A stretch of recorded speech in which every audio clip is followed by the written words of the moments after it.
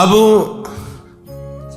जो इस मार्ग पर, अध्यात्म मार्ग पर, आनंद मार्ग पर चलना चाहते हैं तो उनको एक इंद्रिय के संयम के लिए पांचों इंद्रियों पर संयम करना होगा, ज्ञान इंद्रियों पर। एक बात सुधारने के लिए ब्रह्मचर्य का रक्षा तभी वो उपासक कर सकता है जब सर्वतोभावेन ब्रह्मचर्य होगा।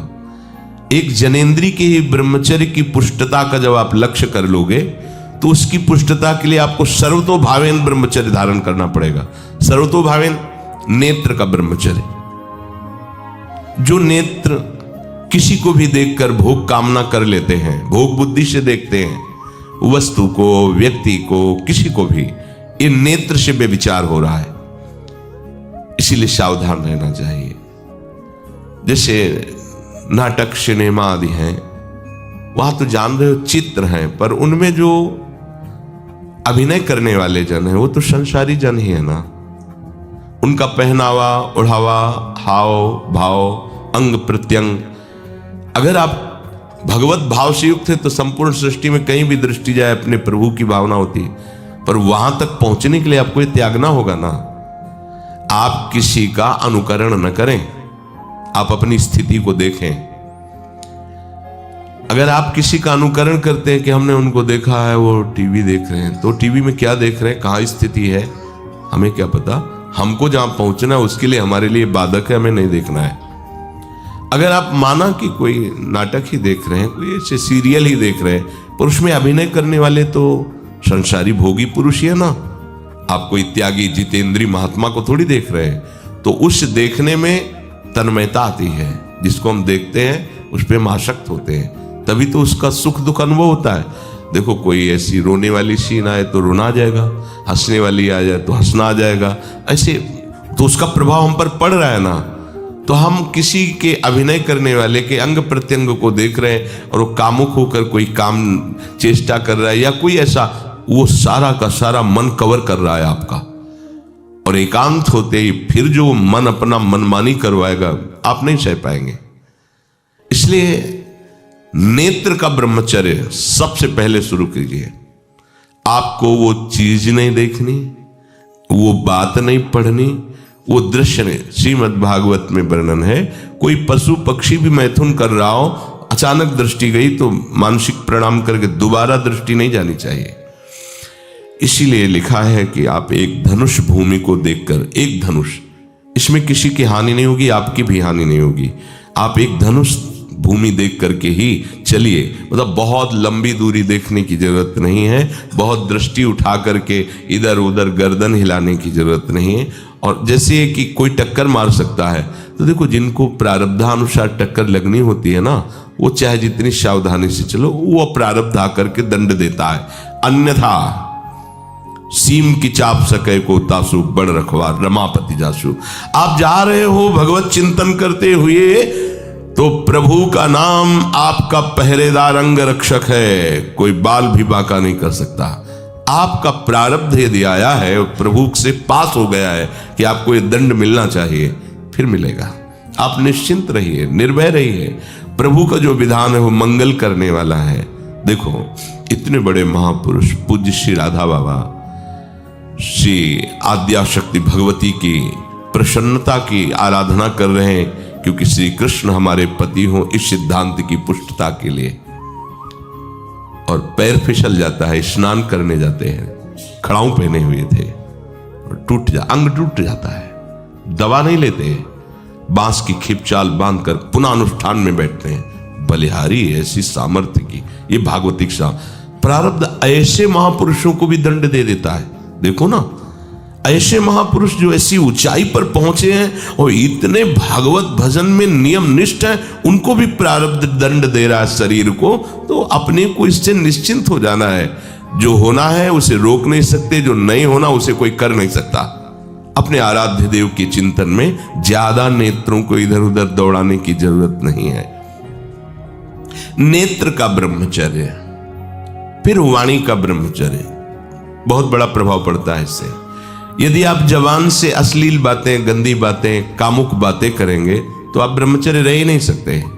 अगर आप वाणी से परस्पर शरीर आकर्षण वाली बातें करेंगे। बैठ, उसको देखा तुमने क्या? बस आप गए।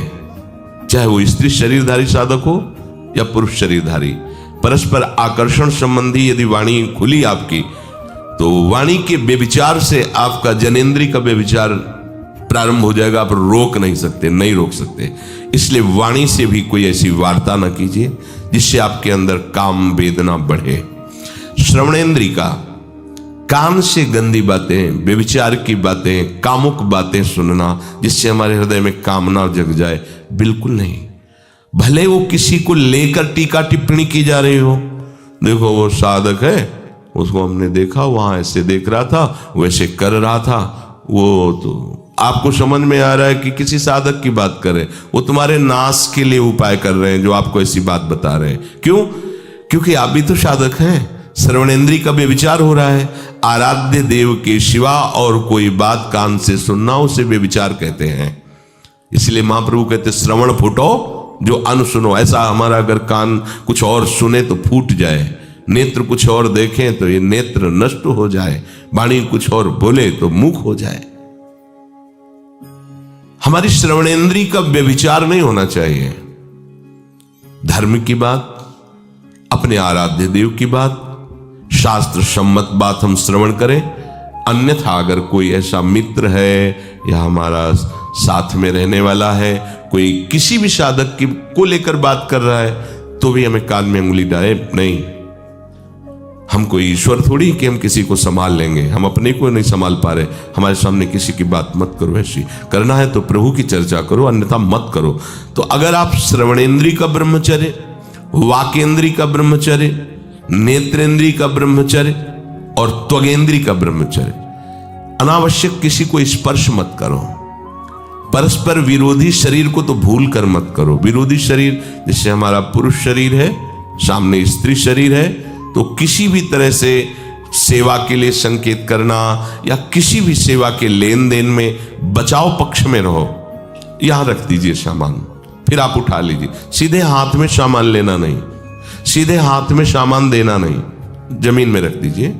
बहुत पवित्र है तो आप कुर्सी पे जो भी आसन उसका हाथ में लेने का नहीं। परस्पर विरोधी भाव वाले शरीरों का स्पर्श बिल्कुल निषेध है, किसी भी कारण से न किया जाए। मान लीजिएगा ये बहुत मतलब आवश्यक है, यदि आप इसमें चूक कर गए तो धीरे धीरे आप फिसल के वहीं खड़े हो जाएंगे जहां से चढ़ना मुश्किल है। किसी भी साधिका को, किसी भी साधक को परस्पर लेन देन हाथ में नहीं करना चाहिए। मानो हमारी बात, आपको माला देनी, चौकी पे विराजमान करो, हम उठा लेंगे। हमें कोई सामग्री, ये सामान रखिए, आप उठा लीजिएगा। कभी भी कोई भी परस्पर मुस्कुराहट, बातचीत, ऐसे कोई इशारे यदि दिखाई दे तो आप बचो और उसको बचाओ। साधक है, साधिका है, उससे गलती हो सकती है, आपसे भी गलती हो सकती है। आप सत्संग सुनते हैं, आपको लगा कि इसकी मुस्कुराहट, इसकी कुछ चेष्टा ऐसी दिखाई दे रही है जो हमारे अंदर कामुकता पैदा कर सकती है, उसको भी बचाओ और स्वयं बचो, तो भगवान आप पर प्रसन्न हो जाएंगे। वो देख रहे हैं अंदर की बात। साधक को बहुत सावधान रहने की आवश्यकता। ये इसको खिलवाड़ मत समझो, इसीलिए कह रहे हैं ये अध्यात्म है, ये परमार्थ है। आपको लगेगा नहीं कि क्या हुआ, मैं कहां भ्रष्ट हुआ, ऐसी जगह खड़े हो जाओगे कि जान भी नहीं पाओगे कि मैं कहां चढ़ रहा था, दोबारा उत्साह भी नहीं आ पाएगा। बात अच्छे से समझ लीजिए। तो हमारी त्वगेंद्री का व्यभिचार ना होने पावे, सहसा किसी का इस पर, किसी की भी अगर सेवा करने का सौभाग्य मिले, फिर उसमें ये प्रश्न नहीं उठता। अगर कोई गिरा पड़ा है भला ऐसी स्थिति में कि मुझे अत्यंत आवश्यक है उसे उठाना, अगर नहीं उठाते तो वो कष्ट पा रहा, अचानक कोई गिर जाए, फिर हम ये नहीं देखेंगे, फिर ये हम सूत्र नहीं स्वीकार करेंगे कि अब हम तो ब्रह्मचारी हैं, अब हम खड़े खड़े देख नहीं। उसको अत्यंत आवश्यकता है हमारी। अब उस समय हम भूल गए अपने आप को और उसको उठा करके अगर हमें अस्पताल ले जाना, अस्पताल ले जाएंगे, जरूरत है हम उसकी सेवा करेंगे। सावधान, वो भगवत भाव से की हुई सेवा तुम्हारे अंदर आध्यात्मिक शक्ति पैदा करेगी, काम भावना नहीं पैदा करेगी। हमारी माँ बीमार हो और हमें उसे पता चला कि शौच कर दिया है, हमें शौचाना पड़े, हमें उसका मल धोना पड़े, तो क्या हमें काम जागृत हो जाएगा? क्या मेरी माँ है, हमारी बुद्धि कभी ऐसी नहीं होगी आपका पिता है और आप लड़की हो, कोई दूसरा रह नहीं गया और वो बीमार है, आपको ऐसी क्या काम जागृत हो जाएगा क्या? अगर ऐसी सेवा में काम जागृत होता तो कोई नर्स ही अस्पताल में नहीं होती। हर सेवा उसको करनी होती है, नर्स को, चाहे वो स्त्री शरीर हो चाहे पुरुष शरीर हो, परस्पर विरोधी शरीरों की सेवा, पर कहीं काम थोड़ी जागृत होता, क्योंकि उसको अपने सेवा धर्म से मतलब है। तो ये सेवा के समय इस सूत्र को न देखा जाए, पर ध्यान रखें, अत्यंत आवश्यक जहां आपके सिवा नहीं हो सकता वहां अगर हमें ऐसा अवसर मिलता है कि सेवा उसे हो सकती है तो हम पहले उसे प्रेरित करेंगे। और अगर ऐसा है कि अब कोई नहीं है, फिर हमारा परम धर्म जागृत हो जाता है परहित का। अगर हमारा कोई निंदा भी करे, कोई शरीर की भी हानि हो जाए, अब हम परवाह नहीं करते। परहित सरिस धर्म नहीं भाई, इससे बड़ा कोई धर्म नहीं है। पर ध्यान रखें, भगवान को साक्षी करके ये उस समय की बात है जहां बिल्कुल कोई अब गुंजाइश नहीं रह गई है। त्वगेंद्री को ऐसे सहसा किसी आप पुरुष शरीरधारी पुरुष को भी सहसा इससे आप में शक्ति जागृत होगी। यदि आप वाणी को मौन रखते हैं और भगवान नाम जप करते हैं और सत्य बोलते हैं, तो आप जब कभी जो कुछ भी बोलेंगे वैसा ही सत्य होगा। गांधारी जी ने कोई तप नहीं किया था। जब सुना कि मेरा ब्याह धृतराष्ट्र से हो रहा है जो बाह्य नेत्र रहित है, उसी समय पट्टी बांध ली कि जब मेरा पति संसार को नहीं देख सकता तो मैं भी संसार को नहीं देखूं। जब मेरा पति मेरे रूप को नहीं देख सकता तो मैं भी किसी के रूप को नहीं देख, पट्टी बांध ली थी।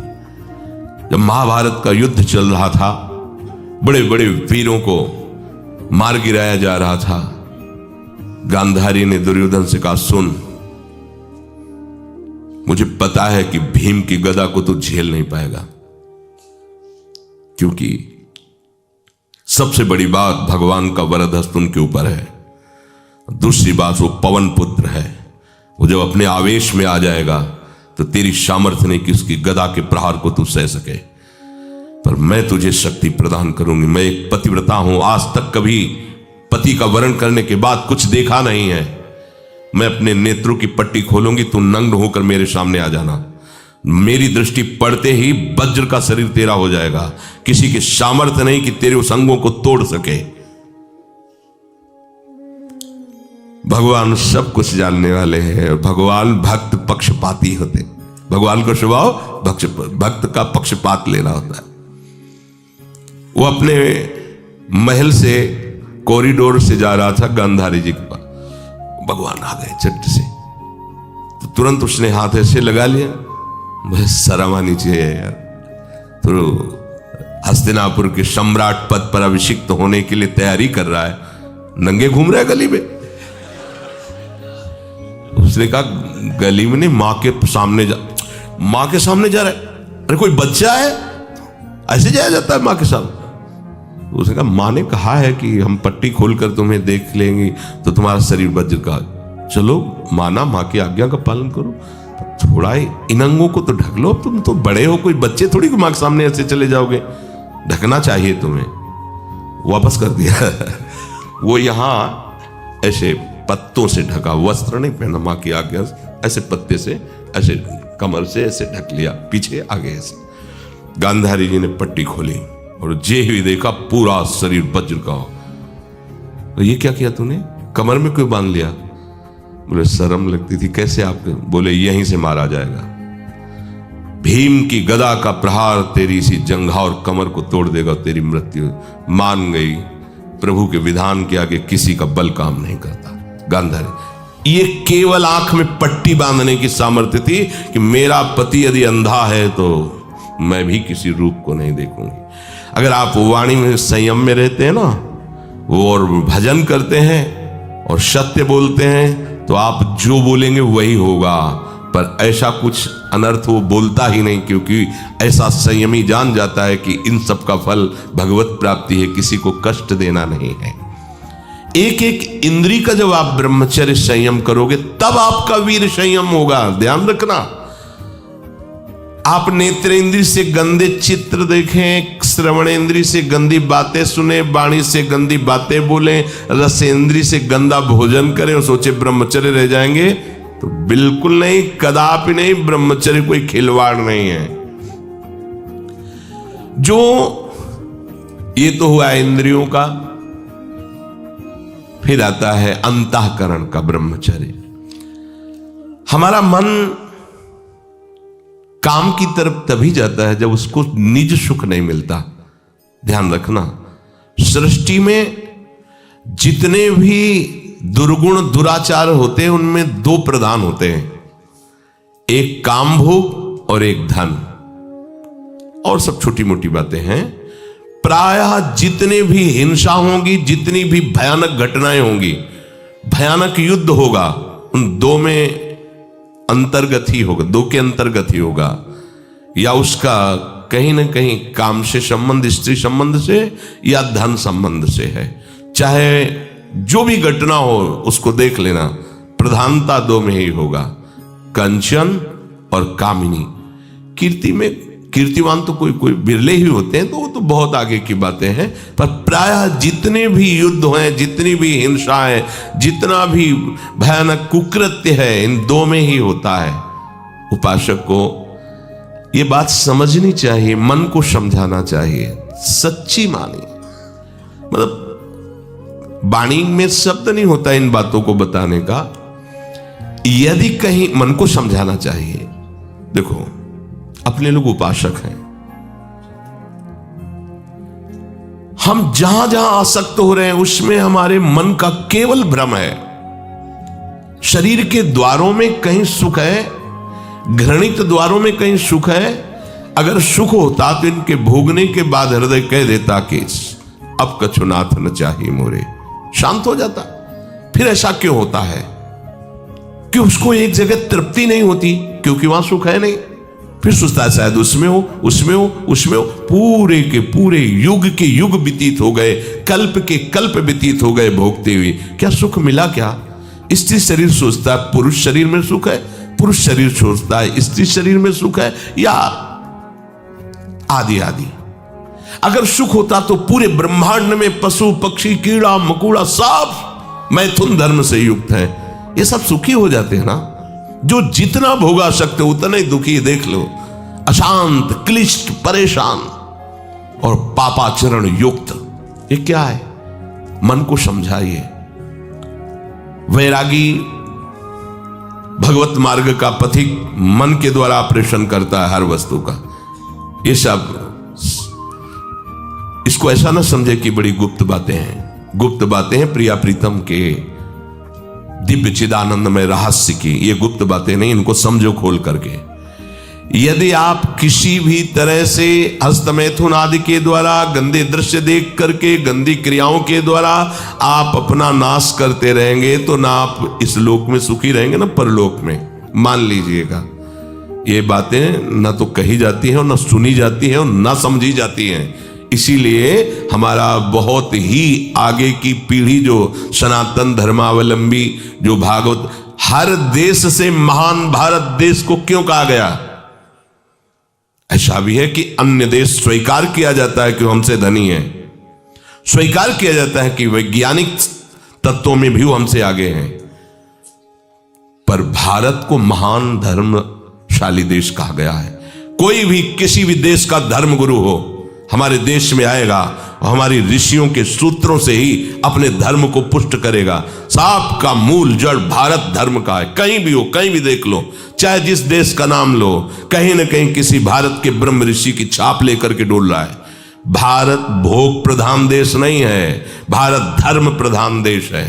यहां धर्म गुरुओं के द्वारा धर्म स्थापना करके चलाया जाता है। यहां आज जो हम समझ रहे हैं कि बाहरी परिपाटी हमारे भारत में आ जाए तो भारत आधुनिक और सर्वश्रेष्ठ देश माना जाएगा, कभी नहीं। भारत अपनी परिपाटी से चलता है, तब सब देशों के ऊपर राज्य करता है। किसी भी देश में न पतिव्रता मिलेगी न यति मिलेगा, ब्रह्मचर्य का कहीं नामो निशान नहीं मिलेगा। ये भारत देश में ही मिलेगा। यहां ब्रह्मचारी मिलेंगे, यहां सती मिलेंगे, यहां प्राणपण से धर्म का पालन करने वाले मिलेंगे। अब हमारे जो नई पीढ़ी है वो आधुनिकता को स्वीकार कर रही। गर्लफ्रेंड, बॉयफ्रेंड, कौन सा रिलेशन है, लिव इन रिलेशन, ये हमारे कहीं किसी भी धर्म ग्रंथ में लिखा हो तो आप बता दीजिए। बाल्यावस्था से आज तक जितने भी धर्म ग्रंथों का स्वाध्याय हुआ, कहीं भी लिखा हो तो ये बोलो सर्वनाश का स्वरूप है कि नहीं है। अभी बच्चा ना तो लोक को जानता है, ना परलोक को जानता है, ना हित को जानता है, ना अहित को जानता है। अभी उसका ब्रह्मचर्य किसी काम लायक नहीं हुआ और वो उतर गया व्यभिचार में। क्या होगा उसका जीवन, क्या होगा जीवन, चाहे वो स्त्री स्वरूप में चाहे पुरुष स्वरूप में हो। क्या बिना संयम के ये पशुता के व्यवहार से किसी की ना लौकिक उन्नति होती है ना परमार्थिक उन्नति होती है। पर कौन सुनेगा? यही कहा जाएगा पुराने जमाने के शास्त्रों को केवल वर्णन कर रहे हैं, ये क्या जाने आधुनिक जमाने को। तो आधुनिक जमाने की दशा क्या और यहाँ खोल करके देखो। कोई बात नहीं, दोस्त बनाना कोई बुरी बात नहीं, इस बात को हम मानते हैं। स्त्री शरीरधारी पुरुष शरीर को मित्र बना सकता है, कोई दोष नहीं। पुरुष शरीरधारी स्त्री को मित्र बना सकता है, कोई दोष नहीं। लेकिन मित्र का क्या कर्तव्य होता है? कुपंथ निवार सुपंथ चलावा, कुमार्ग से हटा करके सुपंथ में चलाना, उसकी समस्याओं को दूर करके उसको आनंद में से युक्त करना, उसको सहयोग करना, ना कि शोषण करना। दोस्ती कहते हैं उसके दुखों को मिटा करके उसको शांति और सुख के मार्ग में ले जाना। इसीलिए ये जो आधुनिकता बढ़ रही है, ये जो खान पान गलत हो रहा है, ये जो दर्शन गलत हो रहा है, तो इस जमाने में ब्रह्मचर्य ये केवल शब्द ही लिखा मिलेगा, जीवन में नहीं मिलेगा। नए नए बच्चे व्यसन कर रहे हैं, नशा कर रहे हैं, गंदे आचरण कर रहे हैं। क्या होगा? कैसे आगे कोई समझेगा शास्त्र क्या है, धर्म क्या है, बल क्या है? आज नवयुवक 16 से 28 के बीच में कोई ऐसा नहीं दिखाई देता है जिसमें आध्यात्मिक थोड़ा भी बल हो, काम क्रोध आदि सहने की सामर्थ्य हो। अपने बूढ़े माता पिता को थप्पड़ मार रहे हैं, बूढ़े माता पिता को गाली दे रहे हैं, बूढ़े माता पिता जिन्होंने खवा पिला के इतना बड़ा, उन्हें अनाथालय भिजवाया जा रहा है, उनको छोड़ दिया जा रहा है। आप विदेश घूम रहे हैं, उनके खाने की व्यवस्था घर में नहीं। क्या है ये? आज आधुनिक विद्या का ये प्रभाव है। विद्या विनयम ददाति, जो अपने वयोवृद्धों की सेवा नहीं कर सकता वो क्या विद्या पढ़ा? जो दूसरों की रक्षा नहीं कर सकता क्या विद्या पढ़ा? क्या विद्या का यही स्वरूप है दूसरे का शोषण करना? क्या विद्या का यही स्वरूप है कि शराब पीना, ड्रग्स का ये नशा करना? ये क्या विद्या सिखाती है? वो कहा जाता है आज तो आधुनिक विद्या बढ़ रही।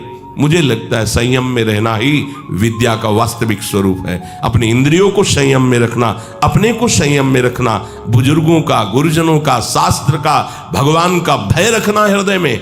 ऐसा नहीं, आप तभी निर्भय हो पाओगे यदि शास्त्र का भय नहीं, भगवान का भय नहीं, धर्म का भय नहीं, तो फिर आप वहां पहुंच जाओगे जहां भय ही भय।